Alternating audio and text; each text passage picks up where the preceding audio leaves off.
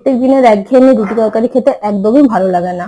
তাই আমি আজকে বানিয়েছিলাম পনির কাঠি রোল, খুব অল্প তেল মশলা দিয়ে, ওই আর কি। আর রুটিটা বানিয়েছিলাম আমি ময়দার নয়, আটার। তোমরা চাইলে ময়দারও করতে পারো। ওই পনির, ক্যাপসিকাম আর পেঁয়াজকে আমি স্কোয়ার ভাবে কেটে নিয়েছিলাম। এরপর আমি একটা পেস্ট করেছিলাম, তার জন্য আমি 2 চামচ জল ঝরানো টক দই, রসুনের পেস্ট, একটু সর্ষের তেল, হিং আর গুঁড়ো গরম মশলা, যেটা হচ্ছে ধনে গুঁড়ো, জিরে গুঁড়ো, একটু লঙ্কার গুঁড়ো, কস্তুরি মেথি আর হচ্ছে একটু দিয়েছিলাম, যাতে বেসটা ভালোভাবে থাকে। এরপর ওটা আমি 1 ঘন্টা মতো ম্যারিনেট করে রেখে দিয়েছিলাম।